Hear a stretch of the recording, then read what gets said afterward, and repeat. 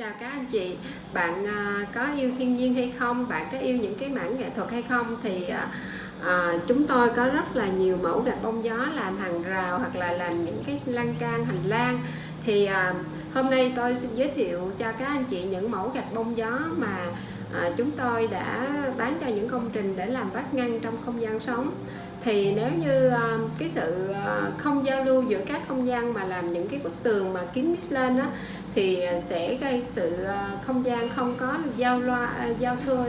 giao lưu với nhau. Những cái mẫu gạch bông gió mà đặt để vào cho cái không gian làm vách ngăn như vậy thì cũng sẽ giao lưu giữa phòng khách hoặc là nhà bếp với nhau để tạo cái sự thân thiện trong cái các phòng và mang một cái không gian mở cực kỳ đẹp.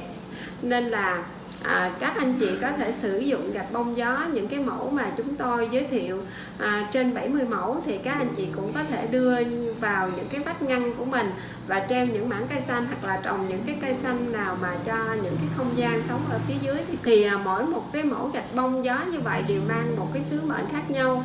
Có những mẫu gạch bông gió flower hoặc là những cái magie 4Y 4Y, hoặc là có những cái mẫu gạch là connect hoặc là những cái hình dạng giống như là hình học, hoặc là những cái mẫu gạch bông gió 3D cũng tạo những cái mảng nghệ thuật cực kỳ đẹp cho không gian sống của bạn. Thì mỗi một mẫu gạch bông gió như vậy, mỗi một thiết kế như vậy, chúng tôi luôn để những cái tâm ý của mình vào trong không gian. Và có thể là anh chị em cũng yêu thích sự hiện đại cổ điển hoặc là bán cổ điển, các anh chị cũng có thể sử dụng những cái mẫu phù hợp với cái tính cách và sở thích yêu thích của mình nhất.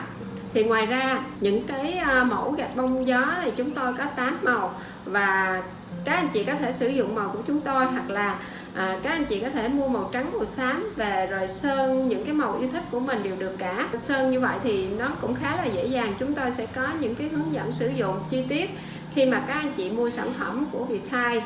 Và chúng tôi cũng có bán đi những cái thị trường như châu Âu, Mỹ và nhiều nơi trên thế giới nữa.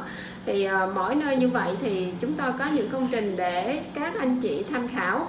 Đó là những công trình mà khách hàng khi mà mua sản phẩm của chúng tôi xong rồi gửi lại cho chúng tôi, giống như là những cái món quà mà chúng tôi trân quý và muốn trao gửi đến và để cho mọi người có thể là tham khảo những thiết kế và trong không gian sống của mình. Thì chúng ta tham khảo và chúng ta sẽ đưa những cái ý tưởng của chúng ta vô, là cũng sẽ tạo nên một cái sự style khác biệt cho không gian sống riêng của mình. Thì bất kỳ những cái mảng nghệ thuật nào thì nó vẫn sống mãi theo thời gian. Và mỗi chúng ta nếu như có những cái idea, những cái thiết kế trong không gian sống nhiều hơn nữa cho cuộc sống, thì chúng ta cũng sẽ có tạo ra nhiều giá trị hơn để lan tỏa cái tình yêu nghệ thuật của chúng ta đến gần gũi với nhiều người hơn.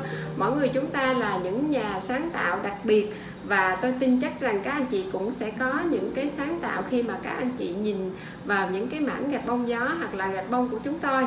Cảm ơn các anh chị đã lắng nghe, và nếu như thích những cái thiết kế này, các anh chị có thể để bên dưới, hoặc là các anh chị muốn tư vấn sâu hơn, kỹ hơn nữa thì có thể để số điện thoại hoặc là liên hệ với Vtiles để chúng tôi, chuyên viên Vtiles, tư vấn cho các anh chị chọn những mẫu gạch bông gió nào phù hợp cho công trình, cho ngôi nhà của mình nhé. Cảm ơn các anh chị đã lắng nghe và xin chào.